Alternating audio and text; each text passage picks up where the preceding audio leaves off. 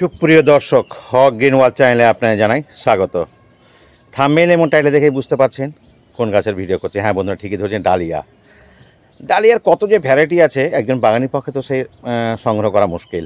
আমি 4-5টি কালার মাত্র রেখেছি, কারণ আমাদের কাছে প্রচুর গাছ আছে। একই ধরনের গাছ এত বেশি কিছু করতে পারে না। এই কালারটা খুব মিষ্টি কালার, এটা সবে ফুটছে। আর একটু আগে যদি দেখাই, কদিন আগেও এটা ফুটে শেষ হয়েছে। আর বেশ কিছু কিন্তু এই যে গাছে কুড়ি আছে। এই গরমেও কিন্তু ফুটবে যদি আপনি একটুখানি পরিচর্যা করতে পারেন। তো আলোচনা করার আগে আমরা দেখে নিব আমার কাছে আরও কি কি ডালিয়া রয়েছে। চলুন দেখে নিয়ে যাক। এখানে একটা রয়েছে আমার, দেখতেই পাচ্ছেন, খুব সুন্দর। আর ইতিপূর্বে এটা হয়ে গেছে, বিবর্ণ হয়ে গেছে, কেটে ফেলতে হবে। এটা ফুটতে চলেছে আর কি, কালকে হয়তো কাল পরশুর মধ্যে সুন্দরভাবে ফুটবে। কুড়িও রয়েছে প্রচুর, দেখতেই পাচ্ছেন। আর এইটা যে গাছ দেখছেন, এইটা তো আমার বিশাল ব্যাপার, মানে সবসময় 10-12টি ফুল থাকে ওপর নিচে থেকে। তো এটা কিন্তু অ্যাকচুয়ালি সিড থেকে করা, এই জন্য এটা উচ্চতা প্রায় 8 ফিট উচ্চতা হয়েছে দূর থেকে দেখায়। আর এত বেশি ফুল দিচ্ছে, মানে গোটা বিশেক তো তারও বেশি হয়ে গেছে, মানে 50টার বেশি যে ফুল হয় একটা গাছে, তার একটা নমুনা হচ্ছে আমার এই সিড থেকে তৈরি করা এই ডালিয়া। সবচাইতে ছোট ডালিয়াটি এটা রয়েছে, এটা বোধহয় সাদা হতে পারে, এটা বড় হলে নিশ্চয়ই দেখাবো আপনাদের। এটা কোনো কালারফুল হবে, এখনও সেটা বিকশিত সেরকম হয়নি, জাস্ট কুড়ি এসছে আর কি। এই যে গাছটা বড় হচ্ছে, এটা নিয়েও আমি পরে কথা বলবো। সর্বশেষ যেটা দেখাচ্ছি, এটা কালারটা এখন বাই কালার হবে না এইরকম একটি কালার হয় বলতে পারবো না, তবে ফুটলে তার যেহেতু ফুটছে আর কি, অনেকগুলো শাখা রয়েছে এখানে। আমার এই গাছটি সত্যি দেখলে খুব অবাক হয় যে একটা ছোট্ট টবে এতগুলো ব্রাঞ্চ হয়েছে, আপনি কল্পনা করতে পারবেন না। এইরকম একটা 8 ইঞ্চির একটা পট, তবে এইগুলো পট 10 ইঞ্চি থেকে 12 ইঞ্চি নিলে সবচেয়ে ভালো হয়, যদি পটে করার ইচ্ছা থাকে আর কি। এত সুন্দর ফুলটা তো দেখালাম আপনাদেরকে, খুব সুন্দর ফুটছে। রৌদ্রের উল্টো দিকে বসে আছি বলে একটুখানি ছবিটা পরিষ্কার হচ্ছে না, কিন্তু ব্রাঞ্চ অনেকগুলো আছে। যেমন এখানে আছে, এটা একটা তো হচ্ছে, এটা একটা এখানে আছে, এইখানে বেশ কয়েকটা কুড়ি সমেত আছে, আর একটা ওই সাইডে রয়েছে। তো এত সুন্দর গাছ, হেলদি গাছকে হেলদি না, এখানে একটা ব্রাঞ্চ রয়েছে, হেলদি গাছ আছে। তো এই হেলদি গাছকে আরও হেলদি করতে হলে কিন্তু আপনাকে একটুখানি পরিচর্যা করতে হবে, তাহলে কিন্তু আপনি উপর্যুপরি কিন্তু ফুলটা পেয়ে যাবেন। তো উপর্যুপরি পরিচর্যা বলতে একে দিতে হবে একেবারে সুষম খাবার দিতে হবে, আর গাছটা এমন জায়গায় রাখতে হবে যাতে 10টা-11টা পর্যন্ত রোদ পায়। মানে এখন কিন্তু এই মার্চ মাসের প্রথম সপ্তাহ থেকে যখন রোদের তীব্রতা বেড়েছে, তো আমাদের একটু সাবধানতা অবলম্বন করতে হবে। দুপুরবেলা এমন না হয় মাটি শুকিয়ে একেবারে ঝিমিয়ে গেছে গাছ, এমনটা যাতে না হয়। তাই কড়া রোদটা থেকে একটুখানি বাঁচিয়ে রাখতে পারলে কিন্তু এই গাছে কিন্তু দীর্ঘদিন ফুল পাওয়া যেতেই পারে।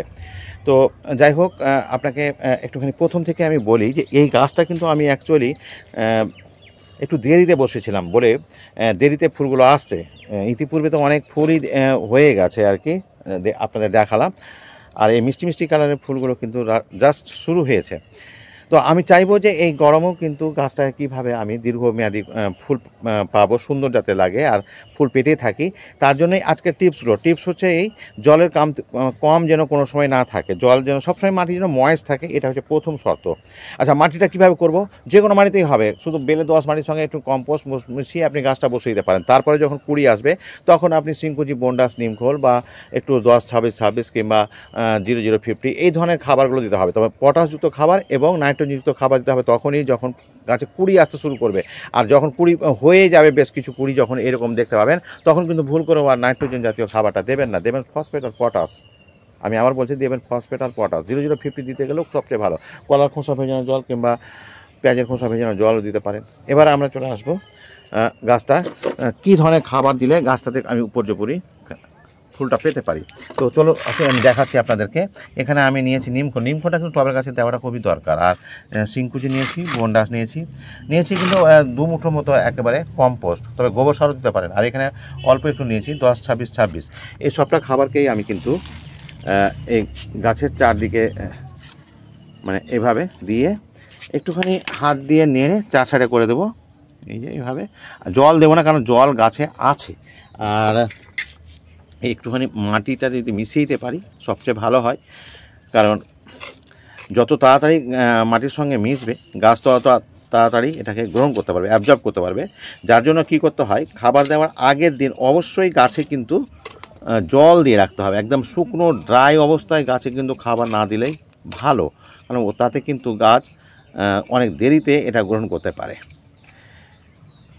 বাস এইভাবে রেখে দিতে হবে। আর ওই যে বললাম যাতে সকাল 10টা-11টা পর্যন্ত রোদ পায় এমন যা রাখবেন, কিন্তু তীব্র রোদ মানে 4টা 11টা থেকে 10টা বা 11টা থেকে 4টা পর্যন্ত রোদটা যাতে গাছে সরাসরি না লাগে, কারণ এতে কিন্তু গাছের সমূহ ক্ষতি হবে, কারণ তীব্রতা অত্যন্ত বেশি। তো ব্যাস বন্ধুরা, এইভাবে রাখবেন। আচ্ছা, নিম অয়েলটা কিন্তু আপনাকে 2 সপ্তাহ অন্তর অন্তর দিতে হবে, কারণ এখানে কিন্তু রোগ পোকার একটা বালাই থাকেই।